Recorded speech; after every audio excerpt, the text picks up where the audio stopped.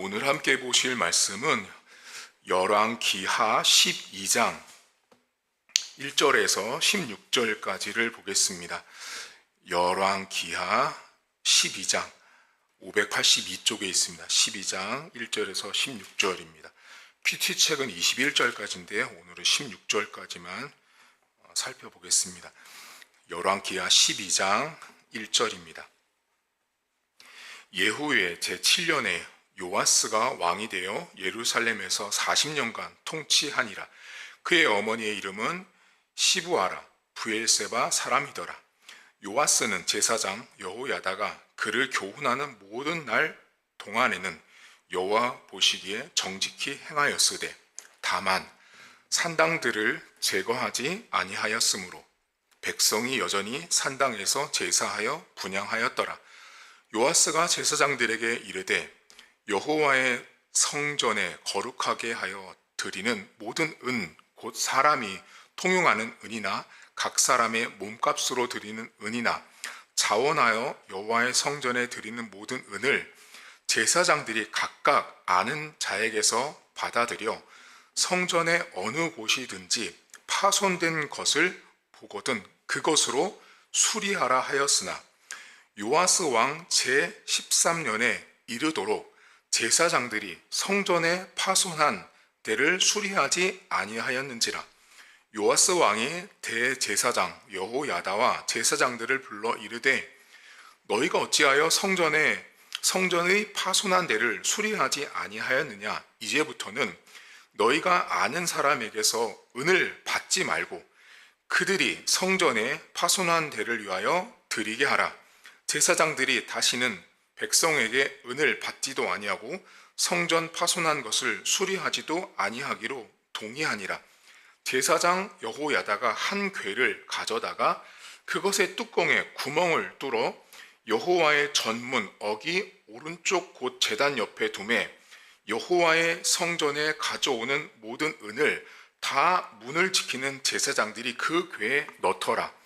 이에 그 궤 가운데 은이 많은 것을 보면 왕의 서기와 대제사장이 올라와서 여호와의 성전에 있는 대로 그 은을 계산하여 봉하고 그 달아본 은을 일하는 자 곧 여호와의 성전을 맡은 자의 손에 넘기면 그들은 또 여호와의 성전을 수리하는 목수와 건축하는 자들에게 주고 또 미장이와 석수에게 주고 또 여호와의 성전 파손한 데를 수리할 제목과 다듬은 돌을 사게 하며 그 성전을 수리할 모든 물건을 위하여 쓰게 하였으되 여호와의 성전에 드린 그 은으로 그 성전에 은 대접이나 불 집게나 주발이나 나팔이나 아무 금 그릇이나 은 그릇도 만들지 아니하고 그 은을 일하는 자에게 주어 그것으로 여호와의 성전을 수리하게 하였으며 또 그 은을 받아 일꾼에게 주는 사람들과 회개하지 아니하였으니 이는 그들이 성실히 일을 하였음이라. 속건제의 은과 속죄제의 은은 여호와의 성전에 드리지 아니하고 제사장에게 돌렸더라. 아멘. 아합과 이세벨의 딸인 아달랴가 어제 등장했는데 그 여자가 다윗의 왕가, 쉽게 말하면 왕이 될 남자들을 다 죽였습니다. 근데 그때 하나님이 6년 동안 왕궁의 침실에 숨겨놨던 사람이 요아스라는 어린아이였습니다. 요아스가 왕이 됐을 때 나이가 7살이었습니다. 이 요아스란 사람이 이 아합과 이세벨이 한마디로 죽었잖아. 하나님께 심판을 받았는데 그 아합과 이세벨의 딸이 복수를 시작한 거예요. 그때 살아남은 왕이 누구냐면 요아스예요. 근데 그 요아스가 7살 때 살아남고 왕이 돼서 40년을 다스려요. 오늘 성경에 보시면. 그런데 이 요아스가 40년을 다스리는 동안 요아스가 누구 밑에서 자라게 되냐면 여호야다. 여러분 2절 보세요. 12장 2절에 보면 요아스는 제사장 여호야다가 그를 교훈하는 모든 날 동안에는 여호와 보시기에 정직히 행했다고 나와요. 그러니까 이 요아스를 거의 멘토같이 평생을 요아스 옆에서 하나님의 말씀으로 가르치고 지도하고 권면해서 왕이여 백성은 나라는 이렇게 움직여야 됩니다. 그래서 하나님의 뜻대로 요아스 옆에 있었던 사람이 여호야다라는 제사장이었어요. 그런데 문제는 그 사람이 살 동안만 하나님 앞에 정직히 행해요. 그리고 이 사람이 결국은 이 여호야다가 죽고 나서는 하나님과 관련 없는 삶을 살아요. 그리고 나중에 결론해 보시면 이 사람, 이 요아스가 안타깝게도 자신의 신복들에게 결국은 살해됩니다. 그러니까 인생 말년이 결코 좋지 않았던 사람이 이 요아스라는 사람인데 초창기 40년 동안은 매우 하나님 앞에 바르게 살았던 사람이었어요. 근데 오늘 우리가 이 요아스의 어린 시절부터 함께 있었던 여호야다라는 사람을 잠깐 생각해 봐야 돼요. 여러분, 사람은요, 내 옆에 누가 있는가가 매우 중요합니다. 이 요아스라는 사람은 다 죽었어요, 여러분. 다 죽고 그 어린 7살짜리를 이 여호야다라는 부부가 숨겼어요. 그리고 6년을 키우고 평생을 그 요아스가 왕을 통치하는 동안 끊임없이 옆에서 하나님 말씀으로 권면하고 가르쳤던 사람이 여호야다였습니다. 여러분, 우리가 신자가 신앙생활을 할 때 여러분 옆에 저는 사실 거룩한 부담감이 하나 있어요. 그게 뭐냐면 제가 여러분 옆에 있는 여호야다 같은 사람입니다. 하나님이 저를 여러분 옆에 여호야다 같은 인물로 사실 붙여준 거나 징배가 없어요. 성도 옆에 있는 담임 목사라는 사람, 목회자라는 사람은 요아스 옆에서 요아스 평생, 그 여호야다가 사는 평생 동안 그 왕을 보필한 것처럼 저는 여러분들의 삶과 신앙을 제가 돕고 하나님 말씀대로 살도록 이끌어야 되는 게 여호야다 같은 저예요, 저. 그러니까 교회 안에 여러분 인생에 내가 신자로 살면서 내 옆에 말씀대로 가르쳐주고 말씀을 강조하는 목사, 담임 목사와 함께 살아야 합니다. 그러기 위해서는 제가 먼저 그런 사람으로 살아야 돼요. 제가 먼저 하나님 앞에 내가 여호야다라는 정체성, 내가 성도들 앞에 있는 여호야다 같은 존재라는 것을 잊지 않아야 된다라는 거죠. 그러기 위해서 항상 깨어있고 더 하나님 말씀대로 성도들과 교회를 이끌기 위해서 애를 써야 한다라는 것입니다. 어떤 목사님이 은퇴를 하시는데 성도들 안에 이제 은퇴식 날 막 서로 간에 이제 여러분 그렇잖아요. 우리가 은퇴를 하든 장례식이 나든 누가 이제 그 자리에서 물러나면 저분 살아생전에 이분이 목회하는 동안 이렇게 해서 막 여러 가지 회자되는 말들을 하잖아요. 근데 한 교회에서 담임 목사님이 이제 은퇴를 하는데 그 회자되는 그 자리에 그 성도만 왔겠어요. 여러 가지 교회 이웃들이나 일가 친척들이 많이 왔잖아요. 근데 그 은퇴식 날 우리 목사님은 참 도덕적이야. 우리 목사님 참 검소했어. 우리 목사님 참 윤리적이야. 우리 목사님 참 멋졌어. 우리 목사님 참 부지런했어. 이런 말을 막 한 거예요. 근데 그 말을 듣고 있었던 외부 사람들이 왔다가 돌아가면서 그런 말을 하는 거예요. 저 목사님은 말씀이 좋았다. 이 말씀이 이랬다. 이런 말을 하는 성도는 못 듣는 거예요. 이게 무슨 말이냐면요.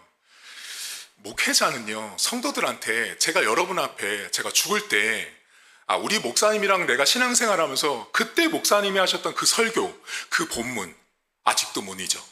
그 말이 나와야 되는 거예요. 목사님한테 여호야다 같은 인물에게 말씀을 기억하고 말씀이 떠올라야 되는 목회자여야 하는데 우리 목사님, 여러분 도덕군자 윤리적인 사람은요, 저 산속에 가서 도 닦는 사람들도 그 목사보다 더 잘 사는 사람들 많습니다. 굳이 목회자에게 그런 걸 배울 게 아니에요. 목사는 우리 목사님 은퇴할 때, 우리 목사님 죽는 장례식 날, 난 지금도 우리 목사님이 그때 했던 그 성경 말씀 아직도 못 잊어. 근데 제가 여러분 장례식을 많이 다녀봤잖아요. 다른 교회에서도. 근데 손에 꼽습니다. 어느 걸 꼽냐면 담임 목사님이 소천할 때 목사님들이 소천해서 이렇게 다른 동기나 선후배들 아버님 소천하게 가보면요. 매우 드물어요. 어떤 게 드무냐면 우리 목사님은 살아생전에 했었던 그 설교 말씀, 그 본문 말씀, 그거를 장례식장이나 은퇴식 날 말하는 성도가 극히 적다는 거예요. 그게 무슨 말이냐면 다시 그 교회를 이렇게 잘 들여다보면 교회가 말씀으로 살지 않았던 게 확연히 드러나는 거예요. 저는 되게 꿈꾸는 게 하나 있어요. 뭐냐면 제가 사라지고 여러분들이 인생이 사라졌을 때 저도 기억하고 여러분들도 기억하는 건 제가 기억되고 여러분들이 기억되는 게 아니라 여러분들이 들었던 본문이 생각났으면 좋겠어요. 하나님 말씀이 생각나고 그때 그 상황에 내가 들었던 그 설교 말씀, 그 말씀. 근데 때로는 여러분 그렇게 듣다 보면 막 울분이 토해지고 막 화가 나고 듣기 싫고 짜증나고 그런 말씀도 있습니다. 근데 그 말씀이 오히려 나를 만지는 말씀이었다는 거 잊지 않으셔야 돼요. 여러분 성령은요 오직 말씀이 들려질 때 역사하지 강의를 통해서는 성령은 절대 일하지 않아요. 정보를 전하는 설교, 예화를 전하는 설교, 옛날에 했던 복습하는 설교를 통해서는 하나님의 역사가 일어나지 않습니다. 여러분들이 설교를 들으면서 저와 함께 신앙생활 하면서 그때 우리 목사님이 했던 그 본문, 그때 그 절, 그 문장, 그 문구가 떠오른다면 저는 어쩌면 완벽하진 않더라도 그래도 절반의 성공을 했다고 저는 보는 거죠. 그러니까 여러분과 제가 기억되는 건 제 이름 석자, 여러분 이름 석자가 아니라 하나님 말씀 본문과 그 문장, 그 단어, 어구가 생각나면 저는 성공한 신앙생활을 했다라고 봅니다. 요아스 옆에 여호야다라는 제사장이 있었습니다. 저는 그렇게 살아야 되고요. 여러분들도 우리 교회에 있는 동안 교회 오는 게 설레야 되고 주일 말씀이 기다려지고 목사님의 강단에 설 때마다 오늘도 나에게 어떤 메시지가 전해질까가 떨려야 되는 거죠. 그런 게 없는 교회면 의미가 없어요. 그러니까 제가 만약에 그런 교회로 만들어 버리면 저는 그냥 사장님이죠. 제가 항상 요아스 옆에 있었던 여호야다처럼 말씀으로 교회를 성도를 이끄는 목사가 될 수 있도록 여러분들은 저를 끊임없이 기도해 주셔야 돼요. 하나님 우리 목사님이 그 주신 은사와 능력대로 다른 거 못해도 상관없어요. 오직 말씀 하나만으로도 우리 성도들을 먹이고 살리고 입히는데 부족하지 않도록 저를 위해서 오직 다른 거 기도하지 말고 말씀의 충만한 능력을 위해서 항상 기도해 주시면 됩니다. 이 요아스가 여호야다가 죽고 나서 문제가 있었지만 한 가지 개혁이 있었어요. 그게 뭐냐면 성전을 보수해요. 근데 성전을 보수하는데 문제가 지금 성전 보수하는 이 장면이 이 다윗 솔로몬 이후로 150년이 지난 이후예요. 그러니까 지금 요아스가 성전을 쓰고 있는 이 성전은 150년을 쓴 성전이니 여러분 생각해 보세요. 150년을 썼으니 당연히 성전 이곳저곳이 보수할 때가 많은 거예요. 근데 1차로 요아스가 명령을 내렸어요. 성전을 보수하라고. 근데 언젠지는 몰라요. 근데 이 사람들이 보수를 안 해요. 여기 어디 보시냐면 여러분 6절을 보시겠어요? 요아스 왕 제23년에 이르도록, 그러니까 언제 명령했는지 모르는데 그때까지 온 거예요. 시간이 이르도록 제사장들이 성전에 파손한 데를 수리하지 않았어요. 그러니까 요아스가 명령을 내려서 수리해라, 이 사람들이 왜 안 하고 있는지 성경에 기록을 하지 않지만 성전 수리를 안 하고 있어요. 그때 요아스가 생각한 정책이 뭐냐면 더 이상 성전세나 헌금이나 이런 거 받지 말아라. 그리고 대신 성전 입구에다가 궤를 만들고 거기다가 백성들이 가져오는 은을, 재화를 모으라고 시켜요. 그리고 그 재화를 가지고 어떻게 하냐면 여러분 어디 보세요. 11절과 12절 보세요. 그 궤에 담겨져 있는 11절, 그 달아보는 은을 일하는 자 곧 여호와의 성전을 맡은 자의 손에 넘기면, 자 그들은 또 여호와의 성전을 수리하는 목수, 건축, 이거 다 전문가들이에요. 목수와 건축하는 자들에게 주고 또 미장이 석수에게 줘서 돌도 사고 나무도 사고 그 돈을 쓸 수 있도록 한 거예요. 그러니까 지금 요아스가 어떻게 지금 성전을 수리하고 있냐면 한 곳으로 돈을 모으고 그 모은 돈을 전문가들이 물건을 사서 성전을 수리하는 데 집중하도록 만들었어요. 그러니까 돈을 가지고 와서 돈을 단순하게 그냥 막 쓴 게 아니라 꼭 성전을 필요하는데 필요한 그 영역에 돈이 흘러가도록 한 거예요. 여러분 우리가 이 장면에서 교회 재정 문제를 잠깐 살펴봐야 돼요. 요아스가 지금 교회 돈을 쓰고 있는데 일단 모았는데 그 돈을요, 결론적으로는 성전을 보수하는 데 쓰게 돼요. 근데 성전을 보수하는 데 쓰는데 누구에게 쓰냐면 목수나 석수처럼 미장이들, 전문가들에게 쓰게 돼요. 그리고 이 사람이 하지 않은 행동이 있어요. 13절 보세요. 여호와의 성전에 드린 그 은으로 그 성전에, 보세요, 은대접이나 불집게나 주발이나 나팔이나 아무 금그릇이나 은그릇도 만들지 않아요. 이게 무슨 말이냐면, 그러니까 성전을 보수하는 데 필요한 굵직굵직한 데로만 돈이 흘러간 거예요. 나머지 그릇은, 불집게는 있었던 거 써도 되고 안 써도 되는 것들은 그때는 쓰지 않았던 거예요. 그러니까 돈을 시기적절하게 분배하고 그 때에 맞춰서 재정을 쓸 수 있도록 요아스가 그 성전 보수의 재정을 사용하고 있었던 장면이에요. 저희가 이 장면에서 여러분, 교회 안에는 재정이 들어올 수 있어요. 그런데 분명히 어떤 결론을 도출하기 위해서 중요한 부분에 돈을 사용할 수는 있는데요, 이런 교회들이 있어요. 교회는 이렇게 돈을 쓰면 안 돼요. 어떤 교회가 있냐면, 예를 들면 100% 했을 때 70%가 선교비로 나가는 교회가 있어요. 자, 100을 했을 때 70%가 주일학교 또는 청장년 또는 노년층, 교회 건축비, 이런 뭔가를 땅을 사고 하는 대로 일정한 한 부분으로 편중이 되는 재정 사용은 매우 위험해요. 그럼 어떤 현상이 발생되냐면, 자, 그 교회가 자, 1억이 올해 들어왔어요. 그럼 이런 교회가 있어요. 실제로 1억이 들어오면 그 교회는 무조건 내년도 예산을 책정할 때 어떻게 하냐면 1억 중 무조건 60%는 선교비다 책정하거나 땅을 구입하기 위해서, 교회를 건축하기 위해서 그 돈을 적금 붓거나 모읍니다. 그럼 어떻게 되냐, 나머지 3천만 원이나 300만 원을 가지고 60%, 70% 뺐으니까 나머지 돈을 가지고 주일학교, 찬양대, 주차장, 그 돈을 가지고 쓰니 어떤 현상이 발생돼요? 당연히 부족하죠. 그럼 당연히 부족한 팀, 부족한 부서에서는 볼멘 소리가 나오는 거예요. 왜 교회 돈을, 동일한 헌금을 냈는데 왜 저기다 몽땅 다 쓰냐? 그럼 이렇게 말합니다. 그 담임 목사와 장로와 당회들이 이렇게 말합니다. 우리는 미래를 준비하고 있습니다. 그렇게 말하면 성도들이 할 말이 없어요. 근데 여러분, 교회는요, 미래를 준비하는 장소가 아니에요. 교회는 미래를 준비하는 게 아니고 교회는 오늘 하루를 살아가는 장소예요. 여러분, 예수님께서 무슨 말씀하세요? 일용할 양식 하루치예요. 만나가 내릴 때 하나씩 내렸지 묶음으로 안 내렸어요. 되게 중요한 진리예요. 그러니까 교회는 미래를 준비하는 게 아니라 오늘 하나님이 주시는 꼴과 양식을 따라서 살아가는 공동체가 교회인 거예요. 그러니까 신자들 안에, 교회 안에서 돈을 자꾸만 저축하고 준비하는 모습들이 미래를 준비한다고 하지만 그 안에 없애버리는 게 있어요. 그게 뭐냐면 하나님의 손길이 끊어질 수 있어요. 하나님이 어떻게 할지 모르거든요. 그래서 어떤 교회는 이런 교회가 있어요. 교회 재정이요, 담임 목사님이, 저는 아직까지는 그렇게 못하겠는데 교회 재정부에게 매달마다 재정 보고를 받을 때 그 2월 되는 금액이 나오면 혼나요.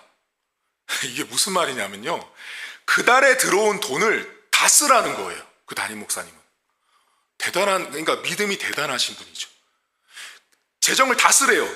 교회 재정의 통장에 단돈 1,000원짜리도 남겨놓지 말고 다 영원으로 만들어 놓으래요. 그리고 나서 그 다음 달에 하나님이 어떻게 채울지를 보래요. 제가 이런 이야기를 친구 목사님들, 예전에 그 담임 원로 목사님이 그런 하셨다는 얘기 듣고, 와, 이렇게 할 정도의 믿음이라면 대단하시다. 어려운 일이에요, 여러분. 교회 재정을 그 달마다 쓰게 하실 하나님을 기대하면서 재정 보고가 들어오면 영원인지 아닌지를 보셨다는 거예요, 담임 목사님이. 누가 그렇게 그걸 봐요, 여러분. 저도 못해요. 그게 쉽지 않은 일이에요. 그러니까 교회라는 곳은 돈을 들어오지만 그 돈이 균등하게 쓰여야 돼요. 어느 한쪽으로 편중이 되는 순간 불평의 소리가 나올 수밖에 없다라는 거예요. 오늘 두 가지를 기억하세요. 내 옆에 여호야다 같은 목회자가 있어야 합니다. 그것이 축복이고요. 제가 죽을 때 제 이름 석자 거론하지 마세요.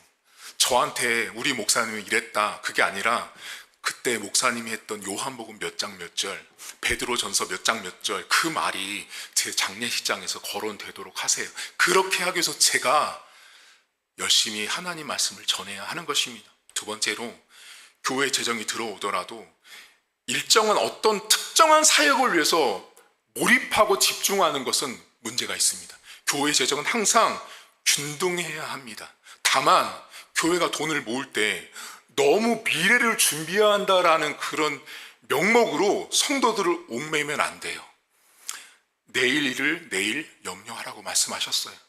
왜? 돈을 모으는 건 제가 볼 때 그 말씀을 어긴다고 저는 보거든요. 돈을 모으고 있는 현상은 내일 일을 내가 미리 걱정하고 있는 거예요. 그건 무슨 말이냐면 내일은 내일이 걱정하는 거예요. 그때 하나님이 주시고 채우신다라는 말씀이 담겨 있습니다. 오늘도 여호야다 같은 제가 될 수 있도록 저를 위해서 기도해 주시고 우리 교회 재정이 항상 균등하게 지혜롭게 쓰이는 교회가 될 수 있도록 함께 기도해 주시면 감사드리겠습니다. 기도하겠습니다. 하나님 아버지, 요아스라는 사람은 어렵게 왕이 되었고 죽음의 문턱에서 살아남아서 6년간 침실에서 숨겨서 살다가 그가 왕이 되어서 40년을 통치했습니다. 하지만 하나님, 그 요아스가 여호야다라는 제사장이 있는 동안은 하나님 앞에 말씀대로 살았던 왕이었지만 결국은 말년이 좋지 않았던 왕이 요아스였습니다. 하나님 아버지, 제가 우리 성도들에게 있는 여호야다 같은 존재로 저를 이곳에 세우셨습니다. 성도들에게 하나님, 제가 어떤 사람으로 기억되는 건 중요하지 않습니다. 제가 어떤 인품을 가졌는지, 어떤 도덕을 가졌는지, 어떤 윤리를 가졌는지, 어떤 배경을 가졌는지는 중요하지 않습니다. 하나님, 이곳에서 저와 함께 신앙생활하는 성도들 안에 그때, 그날, 그 여름에, 그 겨울에, 그 당시 목사님이 하셨던 그 본문, 그 구절, 그 단어, 그것이 떠오르고 그것이 가슴에 새겨지는 우리 성도들로 만들기 위해서 제가 평생을 헌신할 수 있도록 도와주시고, 여호야다처럼 하나님의 말씀이 있는 교회, 하나님의 말씀만이 증거되는 목회자로 설 수 있도록 은혜를 더하시길 원합니다. 하나님, 오늘도 교회는 많은 재정이 필요하고 그 재정이 흘러가는 곳은 이곳저곳일 수 있습니다. 그때 우리 교회가 특정한 영역을 위해서 그 돈이 편중되는 것이 아니라 그 돈이 항상 어느 곳이든지 균등하게 사용되어질 때, 더욱이 그것이 성전을 재건하고 보수하는 곳이었다면 그때 가장 중요한 시점에 그 돈이 흘러갈 수 있도록 도와주시되, 그것이 엉뚱하게 꼭 하지 않아도 되는 일들은, 꼭 사용하지 않아도 되는 재정들은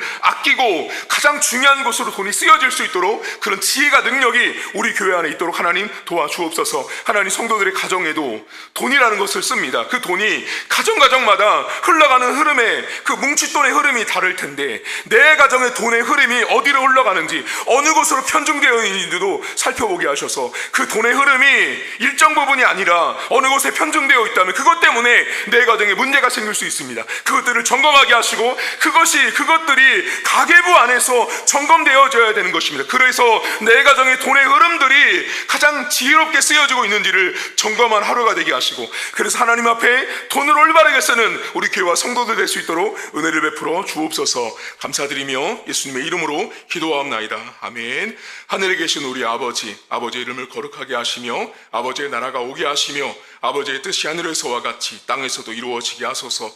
오늘 우리에게 일용할 양식을 주시고 우리가 우리에게 잘못한 사람을 용서하여 준 것 같이 우리 죄를 용서하여 주시고 우리를 시험에 빠지지 않게 하시고 악에서 구하소서. 나라와 권능과 영광이 영원히 아버지의 것입니다. 아멘.